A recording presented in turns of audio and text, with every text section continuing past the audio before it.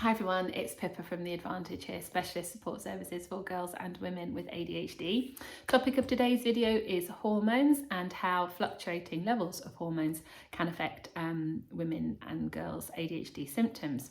You will be unsurprised to know that the impact is huge. The main hormone I want to discuss today is estrogen. That's not to say that the other hormones don't have an effect, but it does seem to me that estrogen is the main culprit, if you like. Estrogen acts on cognitive processes, on mood, and on sleep. And the target organ for estrogen is the brain. And since your ADHD exists in your brain, you can see that fluctuating levels of something is bound to have an effect.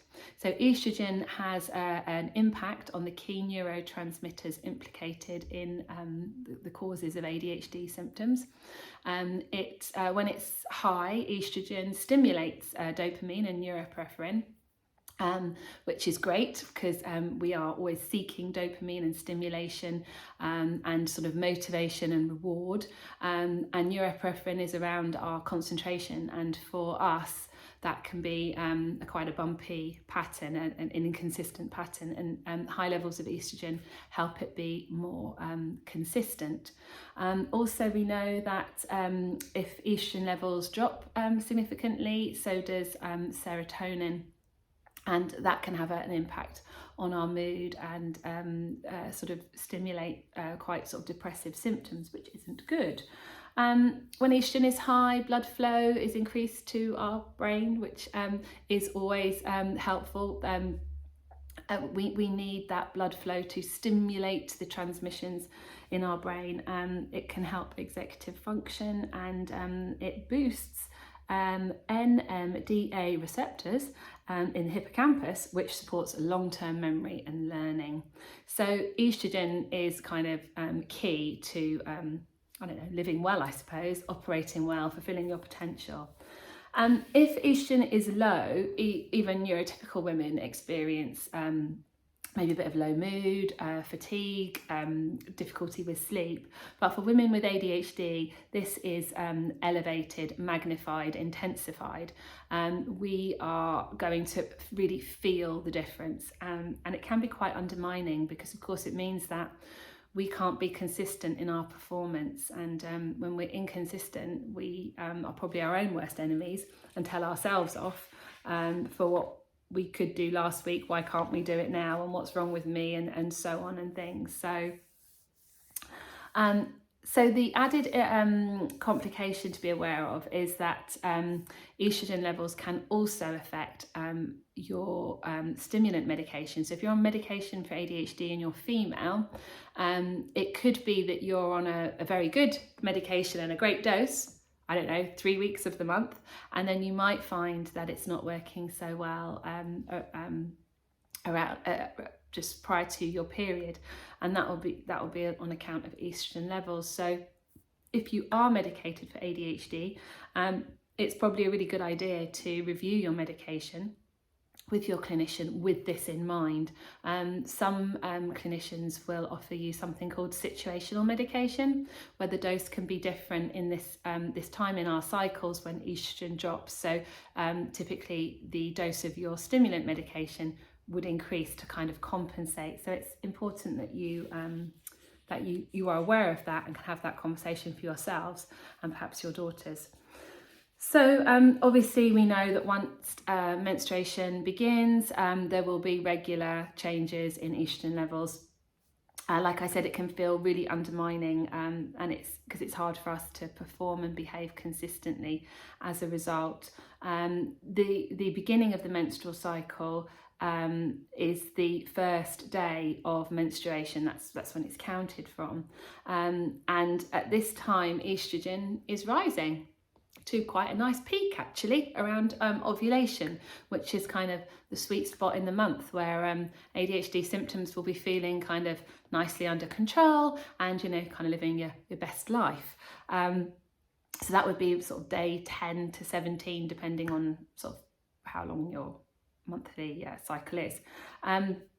Estrogen levels take a steep dive, and progesterone increases, which suppresses serotonin. This happens right before your period occurs. It sort of drops off a cliff. It's not good. And we know that when compared with typically developing girls and women, us ADHDers experience premenstrual symptoms worse. So like if they're irritable, we're in a proper foul, like aggressive kind of mood, you know, that kind of difference between us. If they feel that they have a bit of a tummy ache, we might be doubling up in pain because of our premenstrual symptoms. So be aware of that we are more vulnerable to the extremes of premenstrual experience. There is something called premenstrual dysphoric disorder, PMDD, which is like PMT plus plus plus. I mean, it's serious, it's debilitating, and it can take a girl or a woman out of play for maybe 5 days of the month because it's so hard to live with. The rate amongst females with ADHD is 45%, compared to in typically developing women it's 28%. So you can see we have an increased vulnerability there. Also, it's considered to be so dramatic. Some clinicians call it Danger Week actually, and advise their patients with ADHD to avoid your driving test, job interview, exams, life type events, I don't know, weddings, whatever, that kind of thing. In that week, that should be avoided just to give yourself the best chance. So as far as you can control that, I think that would be a good tip. So that is kind of right before your period. That's that point in the cycle where you should be really exercising self-care and reducing demand as far as you are able. So pregnancy appears to be the sweet spot where the hormone levels are really supporting the ADHD woman to live the best that she can, which is great. Bit of a design fault though, because when she gives birth, sort of the postpartum period, the hormone levels go crazy, and her ADHD is to the max. So just when this tiny little human being is relying on her for pretty much everything, all her ADHD seems really huge. And in fact, lots of women with ADHD do get diagnosed with postpartum depression, and probably really what's going on is the great drop in estrogen that's caused her to experience her ADHD really big, and that probably has led to depression, but it probably could have been avoided had she known this was going to happen and planned for it. So after this portion of a woman's life, the reproductive portion, there are the delights of perimenopause to look forward to. Oh yes, that's a word I hadn't even learnt actually until, I suppose I was in it. I thought menopause was a moment in time. You have your period, don't have your period, job's done. No.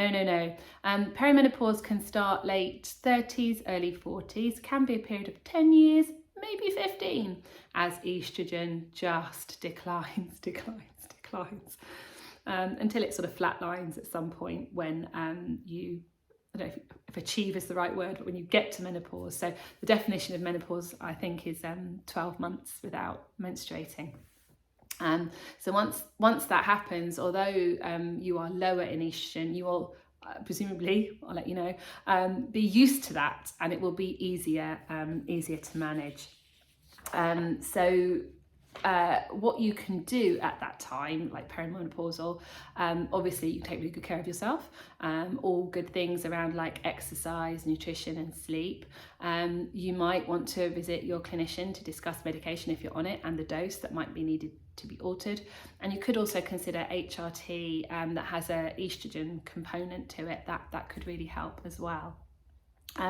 So in order for us to live well and protect ourselves from this bit of ADHD, I would really encourage you to track your menstrual cycle so you can predict where the difficult times are going to show up. I would encourage you to reduce demands when you know that estrogen is low. I'd encourage you to lean on your crew, your cheerleaders, your partners, your friends, your kids, to take the load off your shoulders for a little while. To practice techniques that are mindful and meditative.